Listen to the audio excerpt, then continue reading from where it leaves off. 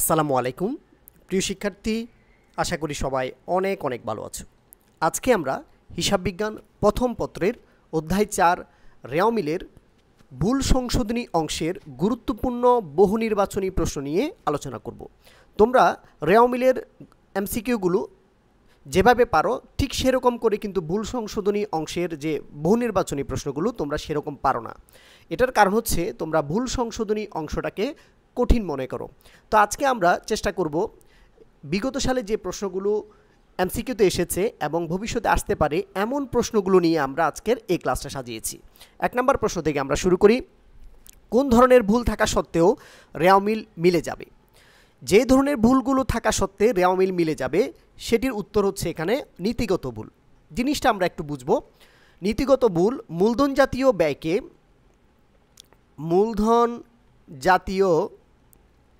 ব্যয়কে আমরা মুনাফা জাতীয় ব্যয়ে লিখি। এটা একটা নীতিগত ভুল, কারণ মূলধন জাতীয় ব্যয়টাও ডেবিট, মুনাফা জাতীয় ব্যয়টাও ডেবিট। তার মানে এই ডেবিটের পরিবর্তে যদি আমরা এই ডেবিটটা লিখি আমাদের ভুল থাকা সত্ত্বেও রেওয়া মিল মিলে যেতে পারে। অথবা এখানে মূলধন জাতীয় আয়ের পরিবর্তে আমরা মুনাফা জাতীয় আয়ও লিখতে পারি। তার মানে তখন ক্রেডিটের পরিবর্তে আমরা ক্রেডিট লিখছি, তখনও আমাদের রেওয়া মিলটা মিলে যেতে পারে। তাহলে এক কথায় হচ্ছে কোন ধরনের ভুল থাকা সত্ত্বেও আমাদের রেওয়া মিল মিলে যাবে সেটি হচ্ছে আমাদের নীতিগত ভুল।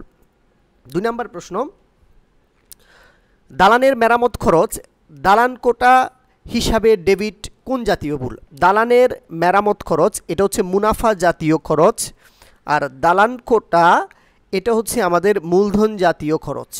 মূলধন জাতীয়, এই যে একটু আগে আমরা জিনিসটা বুঝালাম, মূলধন জাতীয় ব্যয় এবং মুনাফা জাতীয় ব্যয়। তাহলে এখানে মুনাফা জাতীয় ব্যয়টাকে মূলধন জাতীয় ব্যয় হিসেবে লেখা হয়েছে। এটা কেমন ভুল? এটা হচ্ছে আমাদের নীতিগত ভুল। ৩ নম্বর প্রশ্ন, অফিস সরঞ্জাম ক্রয় যদি পণ্য ক্রয় হিসাবে ডেবিট করা হয় ইহা কোন ধরনের ভুল হবে? সেম টু সেম প্রশ্ন। অফিস সরঞ্জাম এটা মূলধন জাতীয় ব্যয়, পণ্য ক্রয় এটা মুনাফা জাতীয় ব্যয়। তাহলে এটা কেমন ভুল? এটা হচ্ছে আমাদের নীতিগত ভুল। ওকে। ৪ নম্বর প্রশ্ন, ৪ নম্বর প্রশ্ন হচ্ছে মিরাজ অ্যান্ড সন্স এর হিসাব রক্ষক দ্বারা তৈরিকৃত রেওয়া মিল রেওয়া মিলে পণ্য ক্রয় ৫০,০০০ টাকার পরিবর্তে ৬০,০০০ টাকা লেখা হয়েছে। ৫০,০০০ টাকার পরিবর্তে ৬০,০০০ টাকা লেখা হয়েছে। পণ্য বিক্রয় ৭০,০০০ টাকার পরিবর্তে ৮০,০০০ টাকা লেখা হয়েছে। তার মানে আমরা এখানে দেখছি ক্রয় ৫০,০০০ টাকা ছিল কিন্তু লেখা হয়েছে ৬০,০০০। তাহলে ১০,০০০ টাকা এই ডেবিট পাশে বেশি লেখা হয়েছে। আর পণ্য বিক্রয় ৮০,০০০ এর পরিবর্তে লেখা হয়েছে ৮০,০০০। ৭০,০০০-এর জায়গায় লেখা হয়েছে ৮০,০০০। এই জায়গায় ক্রেডিট পাশেও ১০,০০০ টাকা বেশি লেখা হয়েছে। এই ক্রেডিট পাশেও বেশি লেখা হয়েছে। তাহলে দেখছি আমরা ডেবিটের যে ভুলটা, এই ভুলটা ক্রেডিটের ভুলের সাথে মিলে যাচ্ছে। ক্রেডিটের ভুলের সাথে মিলে যাচ্ছে, অর্থাৎ ডেবিট পক্ষের যে ১০,০০০ টাকা ভুল হয়েছে এটা ক্রেডিট পক্ষের ১০,০০০ টাকার সাথে মিলে গিয়ে অঙ্কটা মিলে যাচ্ছে। এমন ভুলগুলোকে বলবো আমরা পরিপূরক ভুল। এমন ভুলগুলোকে বলবো আমরা পরিপূরক ভুল। তাহলে ডেবিট পক্ষের ভুলের সাথে ক্রেডিট পক্ষের ভুলটা মিলে অঙ্কটা মিলে যাচ্ছে, তখন এটা হচ্ছে আমাদের পরিপূরক ভুল। ৫ নম্বর প্রশ্ন, মূলধন জাতীয় ব্যয়কে মুনাফা জাতীয় ব্যয়কে মূলধন জাতীয় ব্যয় হিসাবে লেখা হলে এটা কী ধরনের ভুল? আমাদের প্রথম প্রশ্নটার মতোই, মূলধনকে মুনাফা, মুনাফাকে মূলধন লেখা হলে এটা হচ্ছে নীতিগত ভুল। ৬ নম্বর প্রশ্ন, ৩২৮ টাকার জায়গায় ৩৮২ টাকা লেখা হলে এটা কেমন ভুল হবে? ৩২৮ টাকার জায়গায় লেখা হয়েছে ৩৮২ টাকা। তাহলে এটা টাকার অঙ্কে ভুল করেছে। টাকার অঙ্কে ভুল হলে এমন ভুলটাকে বলি আমরা লেখার ভুল। টাকার অঙ্ক লিখতে গিয়ে ভুল হয়েছে বিদায় এটাকে বলবো আমরা লেখার ভুল। ওকে। ৭ নম্বর প্রশ্ন, হিসাব রক্ষকের অসতর্কতার ফলে রেওয়া মিলে প্রাপ্য হিসাব ৩০,০০০ টাকার পরিবর্তে ৩৩,০০০ টাকা লেখা হয়েছে। তাহলে ৩০,০০০ টাকার পরিবর্তে ৩৩,০০০ টাকা ডেবিট পাশে লেখা হয়েছে, অর্থাৎ ৩,০০০ টাকা বেশি লেখা হয়েছে। অন্যদিকে ক্রয় হিসাবে ৫৩,০০০ টাকার পরিবর্তে ৫০,০০০ টাকা ডেবিট করা হয়েছে। এই জায়গায় 3000 টাকা কম লেখা হয়েছে, এই জায়গায় 3000 টাকা কম, এই জায়গায় 3000 টাকা বেশি। তো দুইটা ঘটনাই কিন্তু আমাদের ঘটেছে কোন পাশে? দুইটা ঘটনাই আমাদের ঘটেছে মূলত ডেবিট পাশে। দুইটা ঘটনা আমাদের ঘটেছে কোন পাশে? ডেবিট পাশে, কারণ প্রাপ্য হিসাবে ডেবিট, ক্রয় হিসাবে ডেবিট। তাহলে ডেবিট পাশে আমরা 3000 টাকা বেশি লিখেছি, আবার ডেবিট পাশে আমরা 3000 টাকা কম লিখেছি। তাহলে এই যে কম বেশি, একটা জায়গায় বেশি একটা জায়গায় কম, প্লাসে মাইনাসে, এই হিসাবটা আমাদের মিলে যাচ্ছে, এই হিসাবটা আমাদের ভুলের অংশটা মিলে যাচ্ছে। এই এমন ভুলটাকে আমরা কি বলবো? একটা হিসাব আর একটা হিসাবের সাথে যদি ভুল থাকা সত্ত্বেও মিলে যায়, ভুল থাকা সত্ত্বেও যদি মিলে যায়, তখন এমন ভুলগুলোকে আমরা বলি পরিপূরক ভুল। এমন ভুলটা হচ্ছে কি? পরিপূরক ভুল। 8 নম্বর প্রশ্ন, 5000 টাকার একটি লেনদেন 500 টাকা লেখা হলে এটি কোন ধরনের ভুল হবে? একটু আগে আমরা পড়েছি টাকার অঙ্কে যদি ভুল থাকে, টাকার অঙ্কে যদি ভুল থাকে এটাকে বলবো আমরা লেখার ভুল। এটা হবে আমাদের লেখার ভুল। 9 নম্বর প্রশ্ন, মেশিনের সংস্থাপন ব্যয় 2000 টাকা মজুরির মধ্যে অন্তর্ভুক্ত হয়েছে। মেশিনের সংস্থাপন ব্যয় এটা মূলধন জাতীয় ব্যয়, মজুরি মুনাফা জাতীয় ব্যয়। তাহলে মূলধনকে মুনাফা জাতীয় হিসাবে লেখা হলে এমন ভুলগুলোকে বলি আমরা নীতিগত ভুল। এই প্রশ্নটা বহুবার পরীক্ষায় এসেছে, বহুবার। 10 নম্বর প্রশ্ন, রেওয়া মিলের ডেবিট পাশে ক্রয় 5000 টাকার পরিবর্তে 50,000 টাকা লেখা হয়েছে, তার মানে 45,000 টাকা বেশি লেখা হয়েছে। ক্রেডিট পাশে দায় হিসাবে 5000 টাকার পরিবর্তে 50,000 টাকা লেখা হয়েছে, এইখানেও 45,000 টাকা বেশি লেখা হয়েছে। ডেবিট পাশেও 45,000 টাকা বেশি, ক্রেডিট পাশেও 45,000 টাকা বেশি। তাহলে এখানে প্রশ্নটা আমরা দেখছি একটা ভুল আর একটা ভুলের সাথে হিসাবের ডেবিট এবং ক্রেডিট থাকা সত্ত্বেও অঙ্কের অ্যামাউন্টটা মিলে যাচ্ছে, এমন ভুলটাকে বলি আমরা পরিপূরক ভুল। 11 নম্বর প্রশ্ন, পরিপূরক ভুলের আরেক নাম কি? পরিপূরক ভুলের আরেক নাম হচ্ছে স্বয়ংশোধক ভুল। পরিপূরক ভুলের আরেক নাম হচ্ছে স্বয়ংশোধক ভুল। 12 নম্বর প্রশ্ন, মণিহারি ক্রয় 550 টাকার পরিবর্তে 450 টাকা লেখা হয়েছে। মণিহারি ক্রয় 550 টাকার পরিবর্তে 450 টাকা লেখা হয়েছে। তাহলে এখানে আমরা কি জাবেদা করব?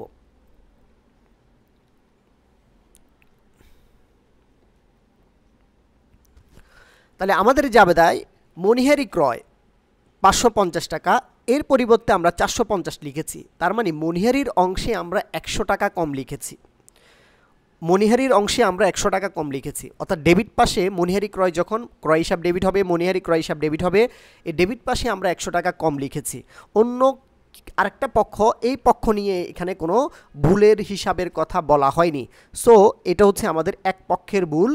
এই কারণে আমরা মণিহারিটাকে ঠিক করব, মণিহারি হিসাব ডেবিট লিখব 100 টাকা, মণিহারি হিসাব ডেবিট হবে 100 টাকা, আরেকটা পক্ষ হবে অনিশ্চিত হিসাব, আরেকটা পক্ষ হবে আমাদের অনিশ্চিত হিসাব 100 টাকা।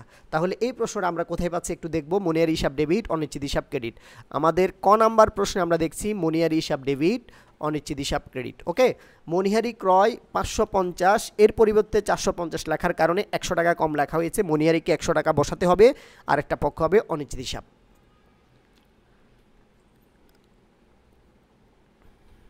13 নম্বর প্রশ্ন, একটি হিসাবের জের 260 টাকা, যা ভুল করে অন্য পাশে 60 টাকা লেখা হয়েছে। সব কিছু ঠিক থাকলে কত টাকা গড়মিল হবে? কত টাকা গড়মিল হবে? 260 টাকা যা ভুল করে 60 টাকা লেখা হয়েছে। ধরে নিলাম 260 টাকার অ্যামাউন্টটা ডেবিট, এটা ডেবিট। এই 260 টাকাকে আমরা লিখেছি 60 টাকা এবং লিখেছি সেটা অন্য পাশে, ডেবিটের পাশে না লিখে আমরা লিখেছি ক্রেডিটের পাশে। তাহলে আমাদের এখানে হিসাবের গড়মিলটা কত হচ্ছে? একটা জিনিস আমরা খেয়াল করব, এখানে আমরা 260 টাকা লিখি নাই ডেবিট পাশে, এটা আমরা লিখি নাই, একটা ভুল। আবার এটা তো লিখি নাই 60 টাকা গিয়ে আবার ক্রেডিটে লিখেছি, 60 টাকা গিয়ে আমরা ক্রেডিটে লিখেছি। এই দুইটা অংশের টাকা আমাদের ভুল হয়েছে। আমরা 260 টাকা তো লিখেই নাই, বরং আর উল্টা পাশে গিয়ে কি করেছি, আমরা 60 টাকা ক্রেডিটে লিখেছি। তাহলে এই 60 টাকাটা বাদ দেওয়ার জন্য প্রথমে আমরা ডেবিট পাশে 60 টাকা লিখব, ডেবিট পাশে আমরা 60 টাকা লিখব এবং 260 টাকা যে আমরা লিখি নাই সেটা আমরা আবার 260 টাকা এখানে বসাবো। টোটাল আমাদের বসাইতে হবে 320 টাকা। তাহলে আমাদের হিসাবের গড়মিল হবে 320 টাকা। তাহলে এটা পাওয়া যাচ্ছে কোথায়? ঘ নাম্বার উত্তরে। জিনিসটা হচ্ছে 260 টাকাকে আমরা মনে মনে ধরে নিলাম এটা ডেবিটের অংশ। ডেবিটে 260 টাকা লিখি নাই এবং 260 টাকার জায়গায় ক্রেডিট পাশে গিয়ে 60 টাকা লিখেছি। এই 60 টাকাকে বাদ দেওয়ার জন্য আমরা ডেবিটে লিখব 60 টাকা, আর 260 টাকা যেটা আমরা লিখি নাই সেটার জন্য লিখব 260 টাকা। ওকে, 260 আর 60 যোগ করলে হচ্ছে 320 টাকা। 14 নম্বর প্রশ্ন, স্বর্ণা ট্রেডার্সের পুরাতন আসবাবপত্র বিক্রয় 4000 টাকা ভুলবশত বিক্রয় হিসাবে লিপিবদ্ধ হয়েছে। তাহলে আসবাবপত্র বিক্রয় এটা মূলধন জাতীয় আর বিক্রয় হিসাব হচ্ছে মুনাফা জাতীয় আয়। তাহলে একটা হচ্ছে মূলধন জাতীয় আয় আর একটা হচ্ছে মুনাফা জাতীয় আয়। তাহলে মূলধনকে মুনাফা জাতীয় লিখেছি, তাহলে এটা কেমন ভুল হতে পারে? এটা হচ্ছে আমাদের নীতিগত ভুল। বাট এখানে তো সেই জিনিসটা চাই নাই, এখানে চেয়েছে তার জাবেদা, সংশোধন জাবেদা কি হবে। তাহলে আমরা আসবাবপত্র বিক্রয়কে বিক্রয় হিসাবে লিখেছি, তাহলে বিক্রয়টাকে আগে আমাকে বাদ দিতে হবে। তাহলে বিক্রয়টা বাদ দেওয়ার জন্য আমরা বিক্রয়কে করব ডেবিট, বিক্রয় হিসাবকে করব ডেবিট, আর আসবাবপত্র বিক্রয় এটা যে লেখা হয়নি এই আসবাবপত্র হিসাবকে করব ক্রেডিট। তাহলে বিক্রয়কে বাদ দেওয়ার জন্য, বিক্রয় নামে ক্রেডিটে লেখা হয়েছে, এটা বাদ দেওয়ার জন্য এটাকে ডেবিট করলাম, এবং আসবাবপত্র যে বিক্রয় করেছে এটা যে লেখা হয়নি এই আসবাবপত্র হিসাবকে আমরা ক্রেডিট করব। তাহলে বিক্রয় হিসাব ডেবিট, আসবাবপত্র হিসাব ক্রেডিট। ওকে, এই উত্তরটা আমরা যেখানে পাবো। তাহলে আমরা ক নাম্বার প্রশ্ন দেখছি, বিক্রয় হিসাব ডেবিট, আসবাবপত্র হিসাব ক্রেডিট, অর্থাৎ বিক্রয় হিসাব আগে মানে ডেবিট আর আসবাবপত্র পরে মানে হচ্ছে ক্রেডিট, এটা বুঝিয়েছে। তাহলে উত্তর হচ্ছে আমাদের ক নাম্বার। 15 নাম্বার প্রশ্ন, একটি হিসাবের 1500 টাকা ভুল পাশে দুইবার লেখা হয়েছে। একটি হিসাবের 1500 টাকা ভুল পাশে দুইবার লেখা হয়েছে, অন্যান্য হিসাব ঠিক থাকলে পার্থক্য কত হবে? মনে করে ধরে নিলাম যে এই হিসাবটা ডেবিট, একটি হিসাব, এই হিসাবটাকে আমরা ডেবিট ধরে নিলাম। এটা ভুল করে উল্টা পাশে, ভুল পাশ মানে হচ্ছে তার উল্টা পাশ, তাহলে এটা ক্রেডিট পাশে দুইবার লেখা হয়েছে। তাহলে 1500 টাকা একবার, 1500 টাকা আরেকবার, এই দুইবার এভাবে লেখা হয়েছে। ওকে, এখন এটার পার্থক্যটা কত আসবে? একটা জিনিস খেয়াল করব, ডেবিটে 1500 টাকা এটা আমরা লিখি নাই, একটা আমাদের হিসাবের গন্ডগোল, এটা আমরা লিখি নাই। 2 নাম্বার হিসাব হচ্ছে আমরা ক্রেডিটে 1500 টাকা লিখেছি। 3 নাম্বার হিসাব হচ্ছে আবার আমরা 1500 টাকা ক্রেডিটে লিখেছি। তাহলে 3টা অংশ আমরা ভুলের এখানে জায়গা পাচ্ছি। তাহলে এই যে ভুল আগে যেগুলো আমরা ক্রেডিট পাশে লিখেছি এগুলো আমাকে বাদ দিতে হবে, কারণ এগুলো ক্রেডিট হওয়ার কোনোই প্রয়োজন ছিল না। ওকে, এই 1500 3000 টাকা বাদ দিতে হবে। তাহলে ক্রেডিটের অংশগুলো বাদ দেওয়ার জন্য আমরা ডেবিটে লিখব 3000 টাকা, আর 1500 টাকা যে আমরা ডেবিট পাশে এখনও লিখেই নাই এই 1500 টাকা বসাবো আবার ডেবিটে। ওকে, তাহলে 1500 আর এখানে 3000, টোটাল আমাদের পার্থক্য দাঁড়াবে 4500 টাকা। খুবই গুরুত্বপূর্ণ প্রশ্ন এটা। 16 নম্বর প্রশ্ন, জনাব সাব্বির একজন ব্যবসায়ী, তিনি তার ব্যবসা প্রতিষ্ঠানে ক্রয় হিসাবে 400 টাকা কম লিখেছেন, ক্রয়ের দিকে 400 টাকা কম লিখেছে। বিক্রয় হিসাবে 300 টাকা কম লিখেছেন। তাহলে ক্রয়ের দিকে ডেবিট পাশে 400 টাকা কম লিখেছে, ক্রেডিট পাশে 300 টাকা কম লিখেছে। তাহলে এই 400-র ভিতরে আমরা ধরে নিলাম যে 300 টাকা আছে, 300 টাকা আছে। এটাকে আমরা একটু ভেঙে নিই, 400 বলতে 300 আর 100, আর এদিকে হচ্ছে 300। ওকে, এই অংশটাকে আমরা এভাবে সাজাই নিলাম।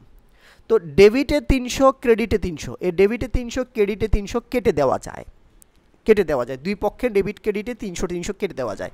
কিন্তু এখনও দেখি যে আমরা ডেবিট পাশে 100 টাকা বেশি লেখা আছে। তাহলে এখানে অনিশ্চিত হিসাব কত হবে? কারণ এখানে 100 টাকা বেশি আছে, এই বেশির কারণে মূলত অনিশ্চিত হিসাব তৈরি হবে। সো এখানে আনসার হবে, মোট অনিশ্চিত হিসাবের পরিমাণ হবে ক 100 টাকা। এই সংশোধন জাবেদার আমাদের লাস্ট প্রশ্ন, একটি হিসাবের উদ্বৃত্ত 1500 টাকা রেওয়া মিলে সঠিক পাশে দেখানো হয়নি, অন্য সব কিছু ঠিক থাকলে রেওয়া মিলের দুই পাশের পার্থক্য কত হবে? তো এই হিসাবটাকে আমরা ধরে নিলাম যে এটা ডেবিটের অংশ, এই 1500 টাকা ডেবিটের অংশ, এই 1500 টাকা ডেবিটের অংশ। এটাকে সঠিক পাশে মানে ডেবিট পাশে লেখা হয়নি, ডেবিট পাশে সঠিকভাবে লেখা হয়নি। তাহলে লেখা হয়েছে কোন দিকে? 1500 টাকা লেখা হয়েছে ক্রেডিট দিকে। আদৌ কি 1500 টাকা ক্রেডিট দিকে লেখার দরকার ছিল? না, কোনো দরকার ছিল না। এটা ডেবিটে যদি 1500 টাকা আমরা লিখে দিতাম তাহলে আমাদের অঙ্কের কোনো পার্থক্য, কোনো গরমিল, কোনো কিছুই আসতো না। কিন্তু আমরা ভুল করে কি করেছি? 1500 টাকাকে ক্রেডিট দিকে লিখে ফেলছি। এই ক্রেডিট দিকে 1500 টাকা লিখছি, এটা বাদ দিতে হবে আগে। এটা বাদ দেওয়ার জন্য 1500 টাকা লিখলাম। আর এই যে আমরা বললাম এই হিসাবটা আমাদের ডেবিটে 1500 টাকা, এই হিসাবটা তো আমরা এখনও লিখি নাই। আমরা বাদ দেওয়ার জন্য না লিখছি 1500, কিন্তু এই হিসাবটা তো আমরা এখনও লিখতে পারি নাই। তাহলে এই হিসাবের জন্য আমাকে লিখতে হবে 1500 টাকা। টোটাল আমাদের পার্থক্য দাঁড়াবে 3000 টাকা। ওকে, হয়তো তোমরা ভাবতে পারো আমি কেন এখানে ডেবিট পাশে ধরছি। তোমরা ক্রেডিট পাশে ধরলেও জিনিসটা একই রকম হবে। আমাদের টাকার হিসাব 3000 টাকা, এখানে পার্থক্য হবে। ডেবিট ক্রেডিট কোনো ম্যাটার করছে না। জিনিসটা আমি বোঝানোর সাথে আমি ধরে নিলাম এই 1500 টাকা ডেবিটে ছিল এটা ভুল পাশে লেখা হয়েছে, সঠিক পাশে দেখানো হয় না, মানে তার উল্টা পাশে ক্রেডিট পাশে লেখা হয়েছে। তাহলে ক্রেডিটে লেখা হয়েছে 1500, এখন ক্রেডিটে লিখলাম তো এটা একটা বড় ভুল। আবার ডেবিটে আমরা এই টাকাটা লিখি নাই, সেটা একটা ভুল। তাহলে দুইটা ভুল ম্যাচিং করতে হচ্ছে। প্রথমে এই যে 1500 টাকা ক্রেডিটে লিখছে এটা বাদ দেওয়ার জন্য ডেবিটে বসাইলাম, আর ডেবিটে 1500 টাকা যে লেখা হয় নাই, আসল টাকাটা লেখা হয় নাই, সেটার জন্য 1500 টাকা লিখলাম। এই যে 1500 বাদ গেছে, এই আসল 1500 টাকা যেটা ডেবিটে বলেছিলাম সে টাকাটা রয়ে গেছে। তাহলে ডেবিট পাশে হিসাবের পার্থক্য দেখাবে আমাদের 3000 টাকা। ওকে, তাহলে আমাদের এখানে দুই পাশে পার্থক্য হবে কত? 3000 টাকা। উত্তর হবে 3000 টাকা। তো এই হচ্ছে আমাদের ভুল সংশোধনী জাবেদার, যে প্রশ্নগুলো আমরা বিভিন্ন পরীক্ষায় পেয়েছি, বিভিন্ন বোর্ডের পরীক্ষায়। সো আশা করি এই ধরনের প্রশ্নগুলো তোমাদের আসতে পারে। তোমরা এই ক্লাসটা ভালোভাবে দেখবা। আশা করি ভুল সংশোধনীর যে তোমাদের ঝামেলা এটা শেষ হবে। ধন্যবাদ সাথে থাকার জন্য। আসসালামু আলাইকুম ওয়া রাহমাতুল্লাহ।